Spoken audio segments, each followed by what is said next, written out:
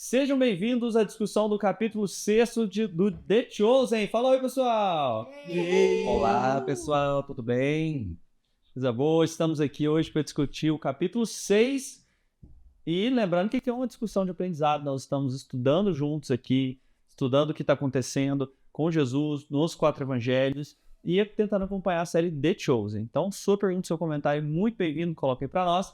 E essa é uma produção da TV Mundial de Espiritismo, que tem liberado esses vídeos para que vocês possam acompanhar os capítulos. Então vamos lá, pessoal, o que vocês acharam desse capítulo? Primeiro eu queria falar que eu fiquei muito emocionado assistindo esse capítulo. Esse capítulo realmente traz para nós aí algumas lições importantes sobre fé, né? A importância da fé, os milagres do Cristo, né? Ali a multidão, né? Que traz tanta representatividade para nós aí enquanto estamos sendo guiados pela palavra do Cristo, né? Então, realmente, eu fiquei emocionado várias vezes assistindo Vocês estão falando de cenas, né, do episódio que emocionaram. Eu acho que a cena que mais mexeu comigo foi quando aquela mulher da Etiópia estava no telhado da casa e ela olha para Jesus e Jesus olha para ela assim e ele fala: sua fé é tão linda. Eu chorei tanto naquela parte, eu desmontei. Fiquei imaginando Jesus vendo, né, com olhos de ver, né, a áurea dela, né, aquela fé emanando, se expandindo. E conhecendo ela, né? Conhecendo Sim. toda a história dela, lembrando, sabendo de tudo, né? Já que ele nos conhece desde a criação. Então ele falou, parabéns, sua trajetória foi tão bonita, tá olhando todas as vidas da pessoa ao mesmo tempo. O que mais? O que vocês gostaram? Vamos começar lá do inicinho? Vamos! Eu já ia comentar aqui, mas essa cena já tá lá pro final, né? A gente deu um pulo.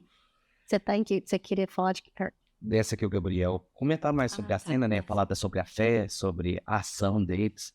Foi chegar Acho interessante, inclusive, começa no 5º episódio e fala um pouco mais nesse episódio, que é a respeito do encontro de Nicodemos com João Batista, que dá, né, até uma discussão ali quando Nicodemos vai questionar, né, falando que ele traz uma abordagem que eu acho interessantíssima, a forma da abordagem de Nicodemos ali, né, que ele não está cego para as coisas que estão acontecendo e, como ele não está cego para as coisas que estão acontecendo, ele quer saber o porquê está acontecendo. Então ele está indo atrás.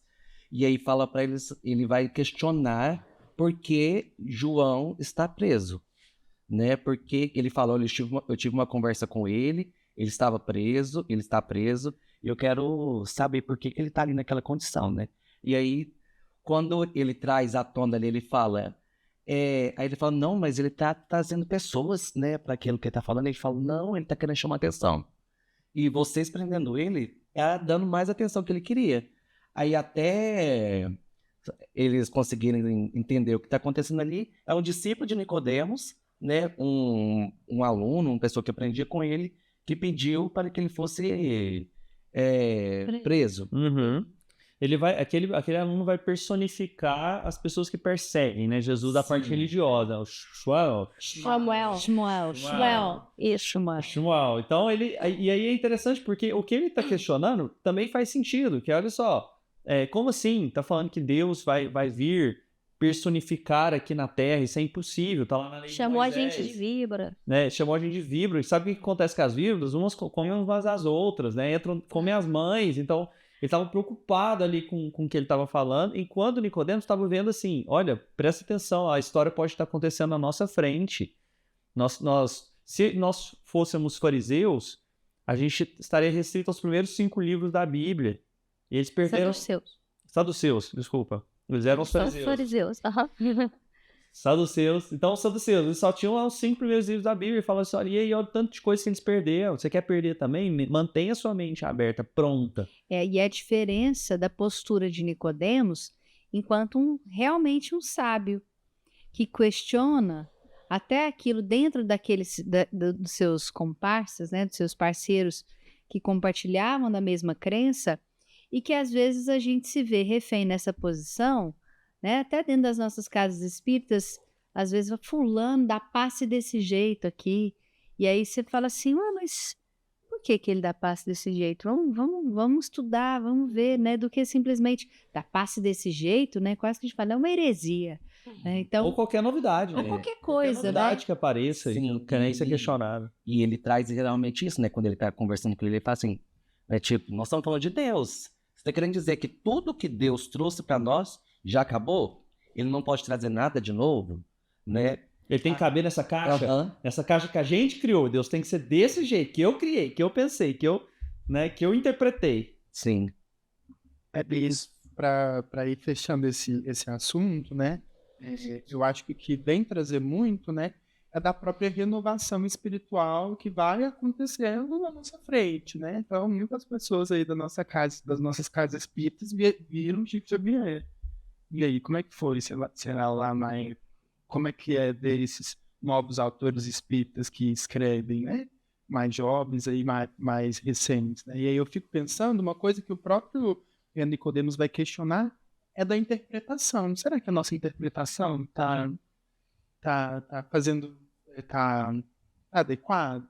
Ou a gente pode aprofundar nisso? E aí a gente pode pensar numa série de problemáticas que o próprio movimento espírita já vem olhando, né? Eu acho que o Rodrigo chegou a conversar com você, né, Gabi, sobre as aulas de sexualidade no livro sobre jovem e o sexo, que tem um aspecto que é doutrinário puro, mas tem outras coisas que a gente pode pensar e expandir, né? Então a gente vê isso tudo acontecendo na nossa frente. É claro que o novo, ele demanda uma seriedade, ele demanda uma seriedade doutrinária, de análise, né? Mas também a gente tem que estar aberto a essas renovações que vão acontecendo na nossa frente. Com certeza. E aí acontece o quê, Nicolas? O que mais? E nós temos, neste episódio, os processos de cura, né? Então nós temos duas importantes curas nesse episódio, que é a cura do leproso e a cura do paralítico. Iniciando ali pela cura do leproso. E é legal porque no início vem mostrando esse estigma. O que era a lepra naquela época? Era a morte, né? Era uma doença sem cura e que quem pega tá condenado, tá impuro, né? Então eles mostram assim como uma cena inicial, quando ele tá tentando vender alguns itens valiosos para conseguir dinheiro, né? Porque ele já estava excluído, ele já tinha marcas nas mãos, né, da doença e tudo mais. Então, é quando ele se aproxima de Jesus e o que os discípulos fazem? Proteger Jesus, né? Tampa a boca, né? Não respira o mesmo ar e tudo mais. E nessa primeira cena que a Luana falou ali, né? Quando o cara ali que está comprando, né? Ali, ele já, né? Tem aquela repulsão instantânea. E quando também ele está diante de Jesus, tem também os discípulos essa repulsão, né? Jesus, tipo, nele é leproso. E só pegando um gancho aqui, que o Gabriel falou agora há pouco, eles estão, então, Jesus reunido com os discípulos e encontra essa etíope, né? Essa mulher da Etiópia. E aí Jesus ali tem até um diálogo em egípcio com ela ali, né? Na linguagem deles. Eles falam, né? Jesus, mas você sabe conversar assim? Então eles falam. Ele lembra, né, os seus discípulos que já morou no Egito quando, então, Herodes determinou a morte das crianças, né, até 2 anos. Aí ele fala, é um momento de alegria, não vamos conversar sobre isso nesse momento, mas aí é quando chega o leproso ali naquele momento. E nós temos, né, uma cena muito bonita, conforme eu tinha dito anteriormente, que eu fiquei bem emocionado ali, dessa cura, né? E ela vê. Eu achei interessante porque ele, né, toca bastante o leproso, mas dá para ver ali uma coisa que eu achei interessantíssima nesse episódio, que eu acho que a gente tem que focar bastante, que é a respeito da fé. Quando aquela etíope, então, ali, vê aquela cura, desperta uma coisa nela, que é a fé, e a fé viva, que vai ter consequências depois no episódio sobre a cura do paralítico, né? Desperta a fé viva na etíope, que vê o processo de cura. Né? E os diretores são muito inteligentes em colocar pequenos trechos que remetem a outras coisas que aconteceram, porque não vou mostrar desde o começo ele fugindo pro Egito, mas ele vai lá e cita. É um negócio que está só em Mateus, que não que tem gente que questiona, né? Assim, estudiosa, será que porque tem um que fala, outro não fala, foi assim mesmo, mandou matar todo mundo? Então, assim, ele cita e eles não se comprometem em falar, não, aconteceu mesmo. É as pessoas falando sobre isso, né? Que provavelmente como aconteceu. Né? Tem um estudioso, eu estava revendo ali agora enquanto o Nicolas estava falando, que estimava que na época o número de crianças em Belém que tinha essa idade seria de 20 crianças aproximadamente. Né? E parece compatível com a figura do Herodes, que era um cara que matou o próprio filho, inclusive, para poder segurar o poder. Então, assim, matar outras crianças que nem conhecem, então... 20, né? Tranquilo, 20, né? Só 20? Né? Só A 20. gente imagina o tanto que isso é grave, mas ele não se compromete, ele não entra na jogada para falar mal do Herodes, para aproveitar, para se colocar como vítima e nada daquilo. Né? Não, gente, chega, vambora. Triste, né? Sério. Mas vamos pra frente. Outra pequena coisinha que eles colocam no capítulo, que depois eu fui atrás, é aquela hora que ele fala, o Tiago Menor tá conversando sobre por que foi chamado, e eu achei duas coisas bem especiais, né? Que eles incluem bastante na série, né? O Mateus com as dificuldades que parece Asperger, né? Um transtorno do espectro autista, e o ator que faz o Tiago Menor, ele tem uma deficiência física bem grave, ele tem uma escoliose grave, e é o ator mesmo. E tem uma paralisia cerebral com a dificuldade de andar. Então, assim, eu achava que era o ator imitando, e não, era realmente uma coisa que ele vive, aquele ator, sabe? Uhum. E ele fala que, por que eu fui chamado? Aí ele fala assim, não, que eu fui fazer parte dos 288 do Templo de Jerusalém. Vocês viram isso aí? Vi. E é uma referência também a uma parte antiga da Bíblia que fala que o rei Davi compôs um coral de 288 pessoas. E aí eles colocaram, nossa, é como se fosse uma tradição que continuasse, né? Que eram 24 famílias, cada um com 12, era tudo bem numérico, né? Tinha que ter 12 na família para poder participar do coral. Estamos faltando uns filhinhos aqui, né? Pra mim falta só 9. Então, você vê assim, porque é uma frase lá no meio do capítulo e tem uma repercussão, tem uma história por trás daquilo que quem conhece mais a Bíblia, que não é meu caso, mas eu vou lá e olhei para poder falar aqui no podcast, consegue perceber alguns detalhes interessantes. Sobre essa cena do leproso, né, os livros da doutrina espírita, eles não vão ter uma precisão correta sobre quantos leprosos Jesus curou, porque lepra é um negócio muito antigo, muitas pessoas pegavam por vontade. Mas aí parece que existe alguma discussão sobre, não dentro da série, mas parece que existe alguma discussão sobre se essa era a cena em que Jesus curou os 10 leprosos ou não. Vocês lembram de ler isso? Então, que existiam 10 leprosos, né? E Jesus cura eles à distância, apenas um, que é o samaritano, que ele vem agradecer. E os outros saem, né? E aí Jesus questiona, como assim? Onde estão os outros 9, né? E aí, conversando com isso que o Nicolas falou, da fé viva também, né? Que claramente aquele leproso que estava lá, ele agradeceu a Jesus, e Jesus falou, vai e se mostre aos fariseus, que ele pede para a gente estudar. Não é Agora, Mostra o templo, né? se mostrar o templo, porque é um grupo extremamente estigmatizado, né? E ele vai lá mostrar assim, olha, eu vi a cura, só que Jesus ainda pede, não fale que sou eu, né? Você só mostra que não sei se está. Ele fala para ele ir lá ser examinado, para que ele possa voltar às suas atividades também, né? Alguém o examinar ele e fala assim, realmente não tem lepra mais, eu posso voltar a ser um cidadão, eu posso voltar para a cidade. Né? Tem esse componente político também. E eu acho que não é essa cena ainda não. Acho que será? não vai fazer, Provavelmente eu ainda não parece ser um vi. cara que não teria sido pro evangelho porque ele pediu para não falar nada. Então ficou ali, né? Daí deve ter tido milhares de subnotificado. Subnotificado. Essa cura foi subnotificada. E aí segue, né? Eu ia falar que, novamente, né, a cura foi tida como milagrosa, mas que Jesus curava por meio do magnetismo, né?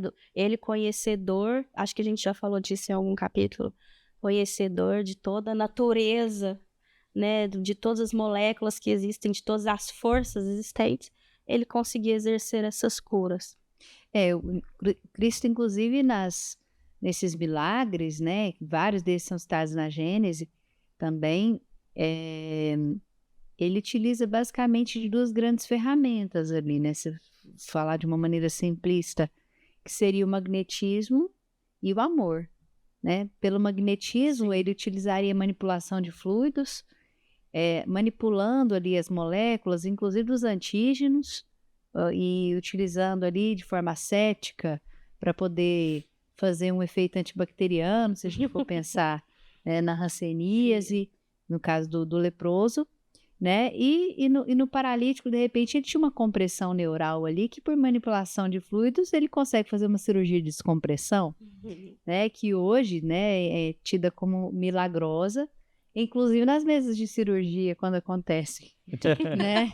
Então, a falta desse conhecimento que até hoje também temos, né? Quando é cego, quando a nossa cegueira não alcança isso daí, a gente tem como milagre, mas de fato eu acho que ele utilizava aí de magnetismo e de amor, que hoje nas casas espíritas nós também utilizamos grandes ferramentas para tratamento e cura que utilizam de magnetismo e amor, né? Assim como o passe magnético, como uma transfusão de energias, a corrente magnética, como processo de desobsessão coletiva, que nos próprios nomes carregam isso, a própria água fluida, né, que também tem manipulação magnética, que são, de alguma maneira, desmembramentos dessas ferramentas que Jesus utilizava para os processos de cura. Né? Que é uma pergunta que pode acontecer, a pessoa fala assim, mas por que não tem mais curas assim?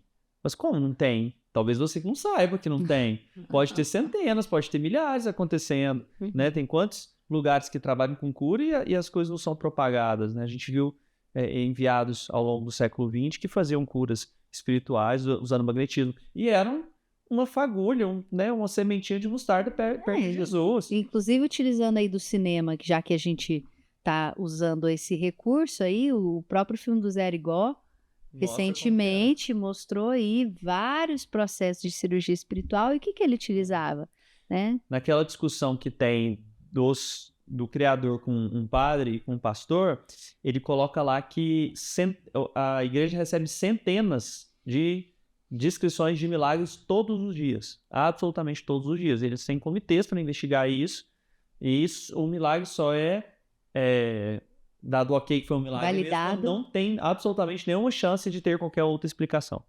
Então, assim, isso são centenas que chegam até eles. E quantos não são católicos? E quantos acontecem dentro do islamismo? E quantos acontecem dentro de outras religiões? Quantas histórias a gente escuta também de Palmelo, por exemplo, né, dos tratamentos. Na nossa família, inclusive. Então, realmente. E eu acho que discutir sobre essa questão dos milagres, né, passa por a gente não compreende em detalhes, né, esses mecanismos que estão aí, mas também eu acho que é mais corriqueiro do que isso ainda, porque quantos processos não são curados antes mesmo de ter sintomas, antes mesmo da gente perceber, né? Então a gente está ali enquanto trabalhador espírita, tentando fazer a reforma íntima no trabalho diário, na casa. Né? Quantos dos nossos adoecimentos não foram poupados por causa do nosso esforço, né? E quantos a gente vai ter que passar também por causa da nossa preguiça ou dos nossos débitos. Sim. Vamos seguir? Vamos. Próximo acontecimento, qual que é? Eles vão lá para a cidade, vão para a casa do Zebedeu. Sim. E começam a conversar. Que era uma reunião de poucos amigos, né? De repente. Primeiro ali, né? Achei interessante quando eu, com a minha memória péssima, a esposa do Zebedeu. Vai lá. Esqueci. Jesus fala, né? Ela fala, não, na hora que ela chega lá, né? Ela fala para os discípulos, né? Olha, esse é realmente o cara aqui, né? Então vocês sigam ele aqui, né? Tem certeza? Aí ela fala, vamos lá para casa. Aí Jesus fala, você tem certeza que sou eu? Mas é a Salomé. Aqui, né? Salomé. Eu lembrei que só olhar na internet aqui que eu lembrei. Eu sou o único que tem computador na minha frente aqui. Aí ele vira para Jesus, fala para Salomé, você tem certeza, né? Sou eu e alguns, né? Nós sabíamos que eram alguns, mais alguns e né, multidão. E ela fala, na hora. E aí Jesus, ele, quando chega ali, né, vai reunindo, tanto que eu acho interessantíssimo, inclusive na parte que o Rodrigo falou, quando Simão Pedro está conversando com o Tiago Menor a respeito da, né, qual que é a nossa missão ali, Simão Pedro acha por todo custo que tem que proteger Jesus, né? Então, quando ele assume isso, né? Quando começa ali, então, faz a primeira pergunta para Jesus, ele olha para Jesus, está cansado, andou muito, ele fala, não, tá tranquilo, vamos conversar. E começa a conversar e, de repente, estamos diante de uma pregação. E aí, junta a pessoa na Que janela. pregação gostosa, né? Ele fala, aí alguém faz uma brincadeira, fala, não entendi esse negócio, como é que minha mão direita não vai saber o que minha mão esquerda tá fazendo? E aí ele explica, ele conta outra história, ele usa uma história que tem a ver com eles, né? Com o que aconteceu na festa lá de Caná. Sereno, sorrindo. Então é muito legal o jeito que eles... Eu queria fazer um corte e voltar para Pedro, que quando eles chegam, o Zebedeu fala, Pedro desistiu? Não, pai, ele tá mudado mesmo, né? E aí aparece ele cuidando da sogra doentada, cantando e cuidando com todo carinho, né? Meio que, não sei se ele tava passando um medicamento, se ele tava dando um banho, mas cuidando ali. E que ainda usa do humor, né? Eu vi você cantando quando ele sai e encontra o irmão dele. Bonita canção. Mas de que realmente ele parece mudado. E que Jesus já transformou, né? já operou grandes mudanças ali naquele espírito. Pegando mais um gancho no que você falou, Lulu, né? Quando, então, a questão da mudança de Simão Pedro, porque enquanto ele está juntando a multidão em torno da pregação do Cristo, Mateus está ali diante de Quindos, então ali, prestando contas ali, falando, né? Olha, Simão pagou a dívida, tá, né? E ele tentando mostrar, falando, não, mas não foi Simão, né? Tipo, Jesus, né? Ninguém acredita. E ninguém acredita, e é naquele momento... Possível. E é naquele momento que chega e fala assim, opa, nós vamos precisar aqui reunir. Aí depois muda a cena, né? Mateus está ali, a cidade praticamente vazia, né? Cadê o povo? Hoje é feriado, né? Cadê todo mundo? Não, aí chama para assim, opa, nós temos que ir para oeste, porque tá juntando uma multidão ali. E multidão era problema para Roma, né? Sim. Multidão geralmente era revolta, eles não queriam multidão. Então começa todo mundo da cidade para um lugar só, opa, tem problema aí. Vamos dissipar. Enquanto isso também, né? Juntaram a multidão ali, e do outro lado, Nicodemos, né? Porque eles também chegam lá, né? Os fariseus, Nicodemos com o Ishmael. E o Seth. Shmuel. Também eles estão... Você tá fazendo um curso, né? De como falar esses nomes. Que é aquilo que o Rodrigo falou agora há pouco, né? Que eles vão juntando ali para que todos cheguem na cena, né? A forma, a estratégia que eles utilizam. Então, de repente, estão todos ali. Os fariseus, estão também está chegando os soldados romanos junto com Mateus, que Mateus quer ver o que está acontecendo, né? Que ele já sabe o que está acontecendo. Chega ali todo mundo. E, em meio a isso, aquela multidão ouvindo, quem aparece? A cena que você falou, quer comentar, Gabriel? Não, mas calma, para que tem um detalhe muito importante. Salomé, como uma boa assim, anfitriã, tava lá assim, meu Deus do céu, minha comida acabou. Minha comida acabou, o que eu vou fazer? Pede a vizinha. Eu ia preocupar com isso também. Pede a vizinha também, lá, gente. a comida. A Aí, vizinha tava lá, ouvindo a pregação. acho que foi a Chula que não é a Chula que responde. Não, A Maria de Magdala. a Maria que responde. Ô Maria, a vizinha, a Débora, sei lá, a vizinha tá ali, mas eles já estão alimentados. Eles já estão sendo alimentados, né? Espírito. Interessante. E aí, então, chega a cena... E também, assim, o que é o magnetismo do Cristo, né? Eu fico pensando assim, por onde ele passava, como um imã que vai atraindo, puxando, né? Assim, todo o minério ali próximo, eu imagino que devia ser irresistível. Porque qualquer caminhada que ele fizesse, qualquer um sentiria a presença dele ali à distância. Olha, eu posso falar que eu já tive uma experiência parecida. Quando eu fui no centro do Chico, né? E era assim, gente, Chico lá dentro do centro, a gente ali na janela, no jardim, era indescritível. O magnetismo de Chico, né? Que ainda não é Cristo, não era um espírito puro, né? Mas era um espírito muito bom aqui na Terra. Era diferente. A gente chegava assim na porta do centro e já conseguia sentir isso. E todos ali olhando ele na psicografia, depois lendo as cartas. Já na época que eu fui muito, né, idoso mesmo.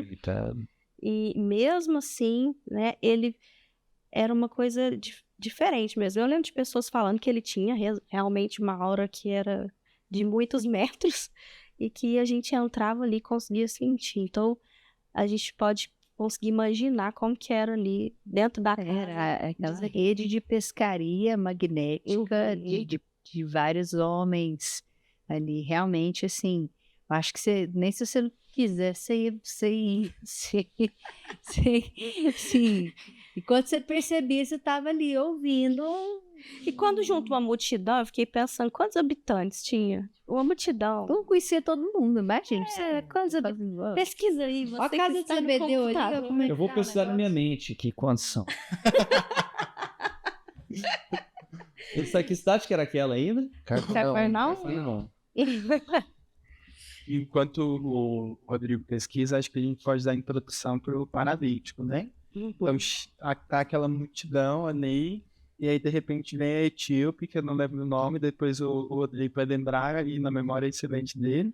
Eles reconhecem também a Maria, né? Lá em cima, Os curada, fariseus, os fariseus né? quando chegam, Maria, caramba, tá... Ela tá mesmo curada, né? E aí eles chegam com o paralítico numa liteira, naquela coisa improvisada ali, não chega de ser uma liteira. E aí ela desesperada, e assim, pedindo passagem, dá licença, eu preciso passar. E aí chega Pedro e fala assim, olha, não posso deixar você atrapalhar. É Pedro ou é Maria? Alguém Pedro. É Pedro, né? Inclusive, Pedro não só queria um parênteses aqui, que eu estava até comentando antes da gravação, que eu seria o Pedro, aquele amigo que quer mostrar que o amigo tá ali, né? Que Jesus começando a pregação, ele fala, gente, né? Ó, vem aqui, ele é bom, né? vamos lá, todo mundo. Na hora Mateus chega, né? Ele tá lá com aquela toda a questão de lá de subir a escada, ele já dá um empurrão no Mateus, coloca Mateus lá em cima. Tipo, gente, vem aqui, ó. Olha, Jesus E falando ele ainda aqui. olha pra Maria e fala, você tá acreditando que a gente tá vivendo isso, né? Pessoal, 1.000 pessoas aproximadamente, Cafarnaum, Nossa, no total. menor que o Naí. Beijo. E a mulher chama Tamar. Hã? A mulher chama Tamar. Ah, Não, mas tava bem. Não tá bem, tá mais. Não, amar não. então. E aí o Pedro interrompe a Tamar, né? Fala assim, olha, você não pode atrapalhar o mestre a dar aula, né? Ele tá falando. E aí ela questiona ele brava, né? Não sei. Mas se fosse seu amigo, você não faria um escândalo também, chamando a atenção do mestre? E aí... Eu ia te levar até Jesus, viu, Nicolas, se fosse você, meu amigo. E a gente faz isso, aí fica a pergunta, né? Nós temos levado os nossos amigos a Jesus com o mesmo vigor, com o mesmo entusiasmo, porque frequentemente, eu pelo menos tenho aqui à disposição a doutrina e não tenho esse vigor todo de chamar meus amigos para ir, para falar sobre Jesus, entendeu? Male, às vezes convida, né? Você não quer ir, não? Se quiser, Tá um evento especial. Então, assim, essa brincadeira que a Luana fez é muito boa pra gente pensar, assim, como que tem sido essa nossa empenho em levar os nossos amigos, pessoas que a gente ama mesmo, a uma chance de salvar mais a alma. Quanto que a gente tem se realmente se importado com as pessoas a ponto de sugerir para eles fazer uma prece, ler uma coisa boa, dar um livro, chamar para estudar. Quanto que a gente tem dedicado para isso? Nesse adendo, né? A minha vida é totalmente diferente por causa do espiritismo, sem as orientações e sem o pilar que a doutrina tem sido para minha vida. Nossa. Essa é a sua versão melhorada, só para saber. Tinha como ser muito pior. Obrigado, Gabi e Luana, que além de me convidarem, me buscam em casa, né? Não tem nem opção. O amigo é difícil, Já né? tô Porque aqui você debaixo. convida para conhecer o Jesus e ainda tem que dar o frete. É complicado. Mas essa reflexão aí é muito interessante, porque assim, imagina assim, o esforço que ela fez ali para trazer o paralítico, né? Nossa, coitado, a gente só fica chamando de paralítico, não sei o nome dele, mas eu vou chamar de paralítico. E para ser curado, né, por Jesus, e ali naquele momento os fariseus chamam a atenção, né? Como é que foi a passagem aí, Nicolas? Você lembrou? O que os fariseus falam pra ele? Isso, No momento que ele primeiro que ele Jesus perdoa. Então, quando ele abaixa, a principal desejo, muito, muito maior, tanto do leproso no início, quanto dessa pessoa que estava ali no paraplégico, não era a cura física em si, era o perdão espiritual. Então, Jesus fala, seus pecados estão perdoados. Isso traz um alívio imenso para o leproso, isso traz um alívio imenso para o paraplégico. Eu acho que é importante a gente lembrar de como que eles chegaram no teto da casa. E depois fazer um comentário histórico, que ele já deu um spoiler. Mas antes eu vou falar. Como é que eles chegaram? Não, mas a gente estava lá no meio do Mas eu tô voltando. Jesus perdoar. Mas eu tô voltando. Mas é porque antes de Jesus perdoar, eles não tinham chegado ainda até Jesus, né? Então, Tem que chegar até Jesus. E aí tava lá a Tamar e o Pedro tentando passar pela multidão e não tava dando conta. E o Pedro, ele tem a brilhante ideia de falar assim, cara, vamos subir pelo telhado. E aí a gente desce ele lá do telhado. Mas é engraçado, porque inclusive quando eu já li essa passagem, né, outras vezes, eu ficava pensando, como que eles... De onde que veio? Como que eles desceram esse paralítico pelo telhado, né? Vocês não pensavam isso, não? Eu pensava que era um helicóptero, sempre pensei no helicóptero. Como que subiu o paralítico? Começa por aí. vamos lá, pessoal. Um pequeno adendo aqui, né? Primeiro, né? Tinha um buraco no telhado. Outra coisa, como que eles subiram? Uma pequena informação que é importante para nós. As casas da antiga Palestina tinham abertura no telhado, pois era comum espalhar trigo ou outros cereais na eira para que o vento carregasse a palha, limpando o grão. Também era costume manter uma escada fixa ou um móvel ao lado da casa para possibilitar a subida ao telhado. Então acho que nós somos um pouco palestinos, tem cheio de furo aqui no telhado de casa também. Tanto que na série mostra o Zebedeu espalhando É É mesmo? verdade.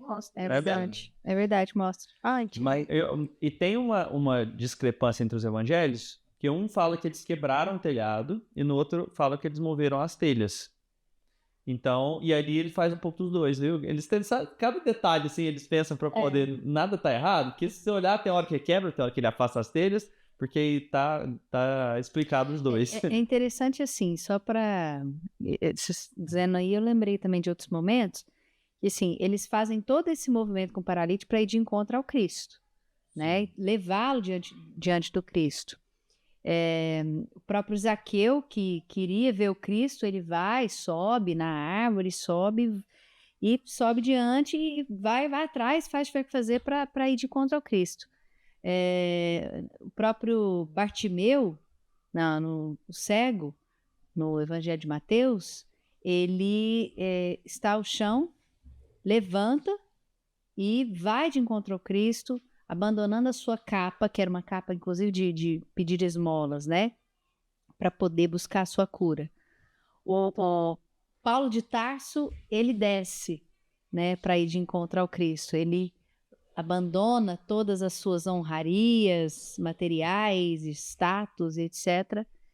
E aí fica a pergunta também, né? Que direção que nós estamos fazendo? Para onde nós estamos indo, subindo, descendo? Gabi, e outro questionamento que eu me fiz ali também, que é interessante, é o seguinte: nós sabemos, tinha escada, tinha ali então, no telhado tinha um buraco ali que facilitava, mas mesmo assim, os amigos dele ali então levaram ele até lá. Nós tínhamos obstáculos, nós tivemos dificuldades, mas aí vem a questão da fé e da ação, que para mim é a grande lição ali. Eles tinham a fé deles, que tem até a passagem que o Gabriel comentou no início, daqui a pouco nós vamos falar de novo, né, sobre como Jesus conversa com Tamar ali, mas eles tinham a fé, mas nós enfrentamos obstáculos na nossa vida, né? Eles tinham os obstáculos ali que é fazer com que ele chegasse até o telhado, depois descer pelo telhado para chegar até o Cristo. E como nós fazemos já esses nossos obstáculos, né? Quando a nossa fé é provada ali. Na maioria das vezes a gente fica pelo caminho ali, né? Que a gente não consegue enfrentar os obstáculos. Mas eles enfrentaram. Perseverar, né? Eles perseveraram, porque às vezes a gente busca o Cristo E aí, às vezes, na primeira escada que tem que subir, a gente fala assim, não é o momento, ou então não fui respondido. Eu não recebi o que eu estava buscando e abandona, né? E ali, desde daqueles tempos, eles demonstravam que há de haver o nosso esforço, né? Para buscar isso. Bom, finalmente, então, a gente chega na cena que ele vai curar o paralítico. Pode falar agora da cena? Tá liberado pra falar da cena ou ainda não? Tem mais outra coisa? Aí eu tenho uns comentários. Só ali quando ele chega ali antes de curar, né?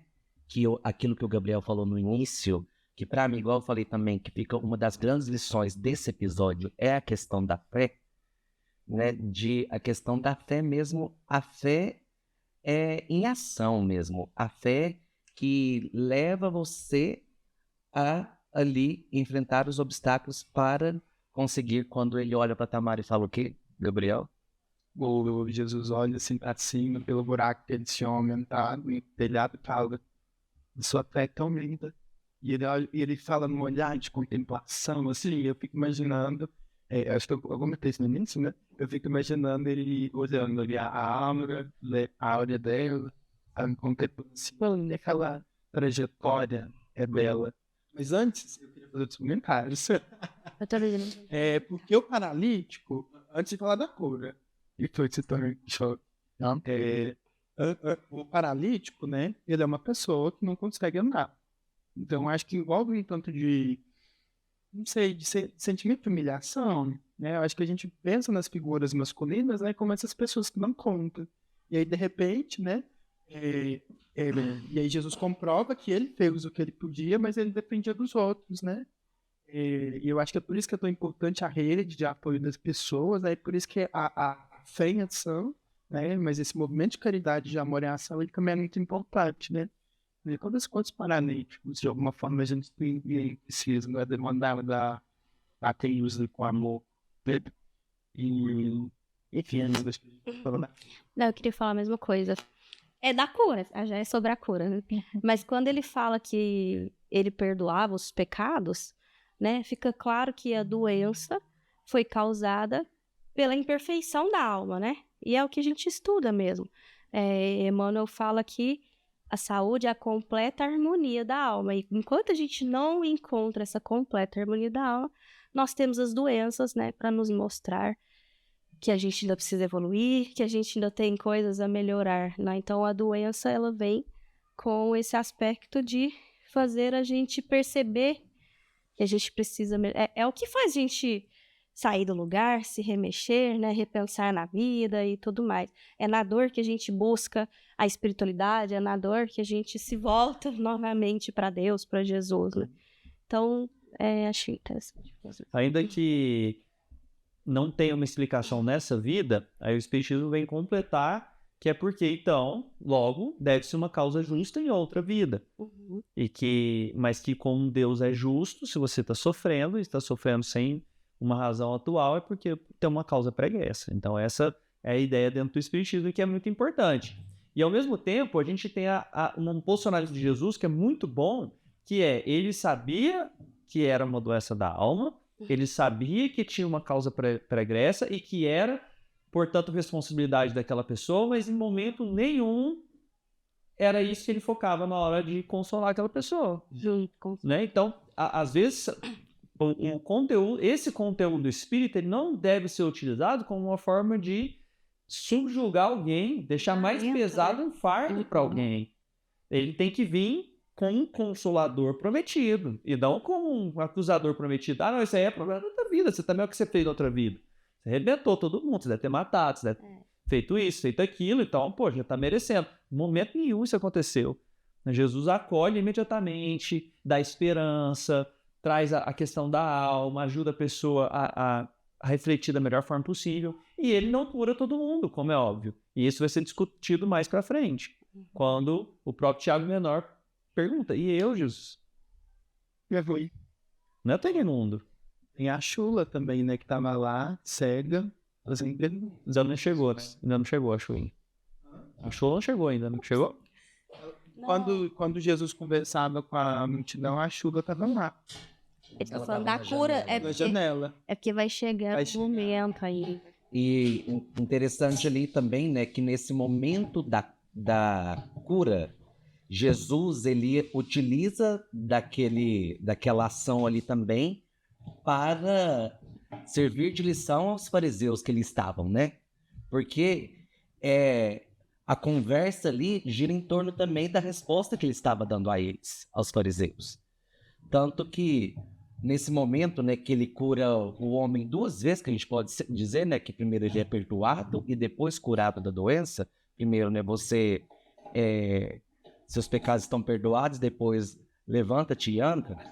Então, são 2 coisas ali. Vem essa lição, porque ele cura o homem por inteiro. Justamente, né? Ele faz a cura da alma e a cura do corpo. Sim. E os fariseus naquele momento ali, né, cheios de si, né, com aquele orgulho, com aquela visão bem fechada ali em torno daqueles princípios que eles acreditavam que seriam os corretos, né, questionam, né, que blasfêmia, quem pode curar senão Deus? E então Jesus traz aí essa questão que eu achei muito, muito importante. Eu acho que compensa ler na íntegra. Felipe respondeu, e eu tenho aqui fácil, um segundo. Né? E sobre esse processo da cura, antes, né?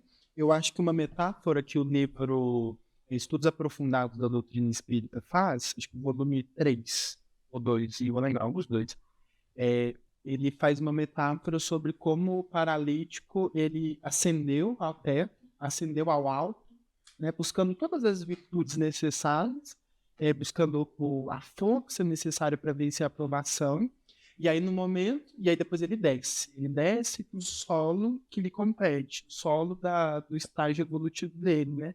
E aí Jesus, enquanto um elemento da lei de causa e efeito, né? Ele observando que a causa da doença já tinha sido vencida, né? Que as vicissitudes tinham sido vencidas, Jesus cura esse paralítico, né, que estava ali, então, na frente dele, né, então, que tinha se elevado para procurar as virtudes lá no alto, desce para o solo, né, do seu nível evolutivo, né. Então, acho que Jesus também ele atua como um elemento da providência divina, que se não fosse por ele, talvez outra coisa não poderia ter acontecido. Mas é claro que ele estava ali, provavelmente foi muito mais impactante, né, para o crescimento do espírito, à frente de Jesus. E o merecimento também, né? Será que nós merecemos ser curados por Jesus? Eu acho que eu não é. A sua aura é linda. A sua fé. Quer que lê?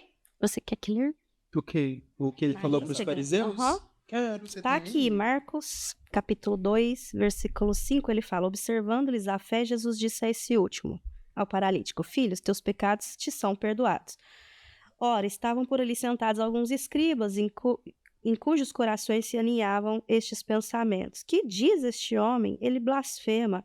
Quem pode perdoar os pecados, senão Deus unicamente? Jesus, pelo seu Espírito, conheceu logo o que eles pensavam de si para si e lhes disse: por que aninhais em vossos corações esses pensamentos? O que será mais fácil de dizer a esse paralítico? Teus pecados te são perdoados? Ou levanta-te, toma o teu leito e caminha? Para que saibais que o Filho do Homem tem na terra o poder de perdoar os pecados, digo-te, dirigindo-se ao paralítico, levanta-te, toma o teu leito e volta para a tua casa. No mesmo instante, o paralítico se levantou, tomou o leito e partiu diante de toda a gente. Todos se encheram de espanto e, glorificando a Deus, diziam: nunca vimos coisa semelhante. Então, ali causa um tumulto.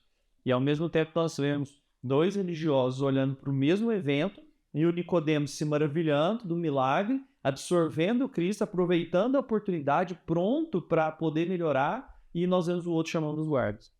Na mesma experiência. E é tão importante essa ilustração, porque muitos falam assim: Jesus tinha que vir de novo, fazer um monte de milagre, etc, etc.